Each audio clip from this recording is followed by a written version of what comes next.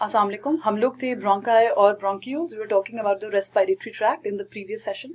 तो मैंने आपको बताया था कि जी एल्वियुलर जो सैक होता है वहां जाके आपका रेस्पिरेटरी सिस्टम खत्म होता है। ठीक है, मतलब आखिरी जो चीज होगी ट्रेकिया, फिर ब्रोंकस, फिर ब्रोंक्यूल्स, मजीद डिवीजन, फिर एल्वियुलर सैक्स, डिफरेंट डिफरेंट सैक्स होते हैं, फिर एक एल्वियुलस। इसके ऊपर बात होगी। ठीक हो गया। अब आगे चलते हैं। अब एल्वुला क्या होता है कि ईच एल्वुलस जो होता है it is lined by a layer of epithelial cells. Cells होते हैं इसके आसपास। ठीक है, एपिथेलियल सेल्स वो होते हैं जो आपकी अपनी स्किन से बने होते हैं। अब पल्मोनरी आर्टरी जो होती है फ्रॉम योर हार्ट, वो तो इम्प्योर ब्लड कैरी कर रही है लंग्स में। ठीक है, और आर्टरी बेसिकली कैरी कर रही है, ये आर्टरी है, इम्प्योर ब्लड कैरी कर रही है लंग्स, उसमें डीऑक्सीजन ब्लड कैरी कर रही है, ब्रांच आउट करेगी कैपिलरीज में, और ये कैपिलरीज जो है ना आपकी ऐसे ये एल्वुलर सैक के इर्द गिर्द जो है ना ये घूमेंगी। यहाँ पे एक्सचेंज ऑफ गैसेस होगा। ठीक हो गया। वो अभी बल्कि मैं आपको उसी से बता देती हूँ। हाँ, मैं आपको बेसिकली इसी से समझा देती हूँ। सो हो ये रहा होता है कि जी अब ये कैपिलरी जो है ना ये कैरी कर रही है डीऑक्सीजनेटेड ब्लड। ठीक हो गया, डीऑक्सीजन ब्लड कैरी कर रही है, ये सेल्स है आपके ब्लड सेल्स है। ठीक है, अब और ये है आपका लंग। लंग का सबसे छोटा सा हिस्सा विच इज एल्वुलस। ठीक हो गया। अब लंग के अंदर जो हवा है जो आपने इनहेल की है वो ऑक्सीजन रिच है, ज्यादा ऑक्सीजन है, कम उसके अंदर कार्बन डाइऑक्साइड है। और जो कैपिलरीज आपकी लेके आ रही है deoxygenated blood from the lungs, मतलब पल्मोनरी आर्टरी से लेके आई, फिर आर्टरी कैपिलरीज में ब्रांच आउट हुई। ठीक है, मतलब एक बड़ी आर्टरी थी, फिर छोटी छोटी कैपिलरीज में ब्रांच आउट हुई, और फिर जाके ये कैपिलरीज जो है वो ये एल्वुलस के इर्द गिर्द आ रही है। अब कैपिलरीज क्यों आती है और आर्टरी ब्रांच आउट करती क्यों है? वो इसलिए करती है क्योंकि एक्सचेंज ऑफ गैसेस सिर्फ कैपिलरीज में हो सकता है, क्योंकि capillaries are one cell thick. Arteries से आपका एक्सचेंज ऑफ गैसेस नहीं हो सकता। अब क्यों जरूरी है एक्सचेंज ऑफ गैसेस? अब ये जो है ये इर्द गिर्द इसको सराउंड कर रही है। ठीक है, अब हो ये रहा है कि यहाँ पे प्रोसेस होता है डिफ्यूजन। जो ब्लड आ रहा है कैपिलरीज में वो इसमें ज्यादा कार्बन डाइऑक्साइड है, कम ऑक्सीजन है। जो ब्लड एल्वुलस में है, एल्वुलस मतलब लंग में है, उसमें ज्यादा ऑक्सीजन है, कम कार्बन डाइऑक्साइड है, तो डिफ्यूजन अकर होती है। Diffusion is a process when gases move from a region of higher concentration to a region of lower concentration. तो अगर यहाँ पे ज्यादा कार्बन डाइऑक्साइड है तो carbon dioxide will move into the lungs, और यहाँ पे ज्यादा ऑक्सीजन है तो oxygen will move into the blood. तो यहाँ पे जो ब्लड आपका जा रहा है हार्ट की तरफ, कैपिलरीज कैपिलरीज बनेंगी, फिर कैपिलरीज मोटी हो जाएंगी तो जी ये बन के कंबाइन हो जाएगी पल्मोनरी वेन में, और पल्मोनरी वेन फिर हार्ट के लेफ्ट साइड पे ब्लड लेके आएगी। ठीक है, तो बेसिकली ये ब्लड ऑक्सीजनेट हो गया, और यहाँ पे जो कार्बन डाइऑक्साइड ज्यादा आ गई अब वो एक्सहेल कर दिया, आपने सांस बाहर ले लिया। तो ये सब कुछ एक सेकंड में हो जाता है। इनहेल किया, ऑक्सीजन कंटेंट ज्यादा था, ऑक्सीजन यहाँ पे मूव की, कार्बन डाइऑक्साइड यहाँ पे मूव की, कार्बन डाइऑक्साइड बाहर चलेगी लंग से। ठीक हो गया। प्रॉब्लम्स ऑफ लंग्स क्या है? अगेन एस्थमा है। ठीक है, लंग कैंसर हो गया, कॉमन कोल्ड हो गया। अगेन इस पे सवालात नहीं आते, लेकिन मैं सिर्फ इसलिए कवर करूँ क्योंकि आपके सिलेबस में। ठीक है, एस्थमा क्या होता है कि जब एयर पैसेज आपकी शॉर्टनेस ऑफ ब्रेथ कॉज करती है, नैरो हो जाती है आपकी। लंग कैंसर जो होती है जो एबनॉर्मल सेल ग्रोथ होती है आपकी लंग्स में, और कॉमन कोल्ड तो आपको पता ही है। चौथा जो आपका सिस्टम है it is the digestive system. ये this is what a digestive system looks like. एक बार देख लीजिएगा, you can refer back to it as well ताकि आपको आसानी हो जाए। अच्छा, डाइजेस्टिव सिस्टम की डेफिनेशन सबसे पहले कर लें। It is the process of breakdown of food by mechanical and enzymatic action in the stomach and the intestines. Stomach intestines में हो रही होती है इनटू सब्सटेंसेस जो कि फिर आपकी अब्सॉर्ब हो जाती है बाय योर ब्लड। ठीक हो गया। उसके बाद सबसे पहले डाइजेशन स्टार्ट होती है माउथ में। आपका खाना आप तोड़ते हो टीथ वगैरह से, सलाइवा जो होता है वो मॉइस्चर करता है खाने को फॉर इजी स्वॉलिंग। एक डाइजेस्टिव एंजाइम होता है माउथ में एमाइलेज, जो कि ब्रेक डाउन करता है कार्बोहाइड्रेट्स को। तो सबसे पहले जो हो रही होता है ब्रेक डाउन आपका फूड का, वो कार्बोहाइड्रेट से हो रहा होता है। ठीक हो गया। उसके बाद आपकी जो कह लो कि एंजाइम जो है वहां पे एक्चुअली ऑपरेट कर रही होती है। एमेलाइज आपका एंजाइम है। एंजाइम का प्रोसेस क्या होता है? एंजाइम बेसिकली करता है it speeds up your chemical reaction. ठीक है, जिस चीज के ऊपर एंजाइम ऑपरेट करता है उसको बोलते हैं सबस्ट्रेट, और जो प्रोडक्ट निकलता है अगेन वो आपका प्रोडक्ट हो जाता है। फिर टंग के ऊपर आओ। टंग जो होती है वो आपका जो जितना भी अंदर खाना होता है उसको एक मास बनाती है, गोल बना देती है उसमें बुलस, ताकि आप सोलो कर लो उस बुलस को। फिर होता है जब आप सोलो कर रहे होते हो तो प्रिवेंट करने के लिए कि जी आपकी ट्रेकिया के अंदर ना जाए, जो मैंने पहले बात मेंशन की थी, ग्लॉटिस एपिग्लॉटिस होती है वो कवर कर देती है ग्लॉटिस को, और ट्रेकिया आपका कवर हो जाता है। तो खाना आपका चला जाता है एसोफेगस के थ्रू। एसोफेगस जो होता है उसमें फूड स्क्वीज होकर नीचे जाता है। एसोफेगस में रिदमिक मस्कुलर कॉन्ट्रैक्शंस हो रही होती हैं।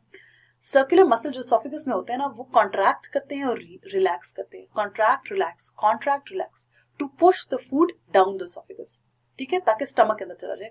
इस पूरे प्रोसेस को कहते हैं peristalsis. Rhythmic muscular contractions are known as peristalsis that help move food down the esophagus into the stomach.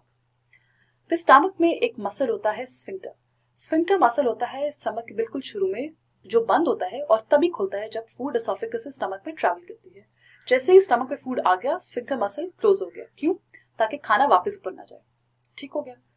अच्छा, उसके बाद churning and mixing of food digestive enzymes के साथ स्टमक में, उसको बोलते हैं, ये आपका स्टमक में सारा होता है। स्टमक में जो मेजर चीज हो रही होती है वो एसिडिक एंजाइम्स होते हैं।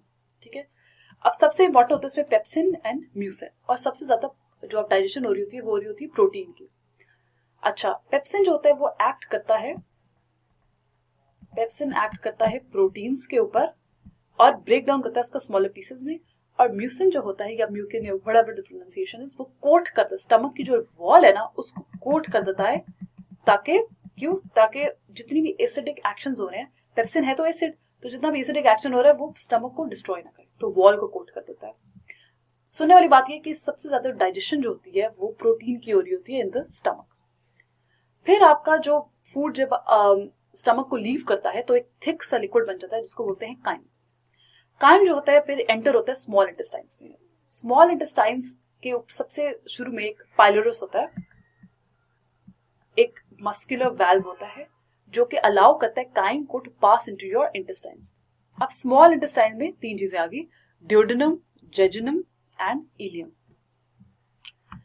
ड्यूडेनम में सबसे आपकी एसिडिटी जो होती है काइम की वो नलिफाई हो जाती है, क्योंकि सारा एल्कलाइन चीजें हो रही होती है यहाँ पे। ठीक है, एसिडिटी नलिफाई होगी। किस तरह से? अब सिक्रीशन किस तरह की हो रही है? बाइल जो कि लिवर प्रोड्यूस कर रहा है, जो कि जो अब्जॉर्प्शन किसकी है, फैट अब्जॉर्प्शन में हेल्प कर रहा है। सो लिवर प्रोड्यूस कर रहा है बाइल, और बाइल जो है वो आपकी फैट को अब्जॉर्ब करने में हेल्प कर रहा है। ठीक है, बाइल बेसिकली आपका गॉल ब्लैडर में स्टोर होता है टिल इट इज नीडेड। फिर उसके अलावा एंजाइम्स तीन रिलीज होते हैं, trypsin, amylase and lipase. Pancreas release करे एंजाइम स्मॉल इंटेस्टाइन में, ड्यूडेनम में। ट्रिप्सिन जो होता है वो एक्ट कर रहा है आपकी प्रोटीन्स के ऊपर, एमाइलेज एक्ट कर रहा है कार्बोहाइड्रेट्स के ऊपर, लाइपेज एक्ट कर रहा है आपकी फैट्स के ऊपर।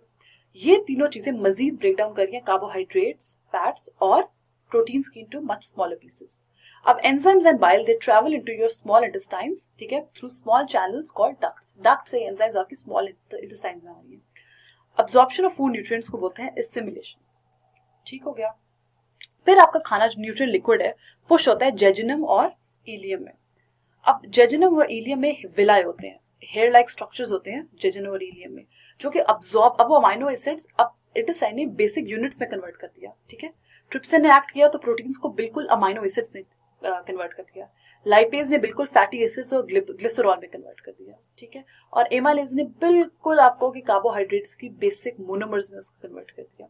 अब ये जो है प्रॉपर जो बेसिक न्यूट्रिएंट्स है ये अब्सॉर्ब करता है आपका विलाय। क्यों? ताकि आपकी सेल बॉडी के अंदर सेल्स को ये ट्रांसफर हो, ये चीजें ये आपकी फ्रॉम द कॉन्सेप्ट। हाँ, अब कैपिलरीज जो होती हैं वो आपकी विलाय के नीचे होती हैं या सराउंडिंग बेसिकली होती हैं कैपिलरीज। ठीक है, जो कि मजीद अब्सॉर्ब करती हैं खाने पीने को, ताकि आपकी बॉडी सेल, जो सेल्स हैं आपकी बॉडी सेल्स, उनको खाना मिल सके ये वाला।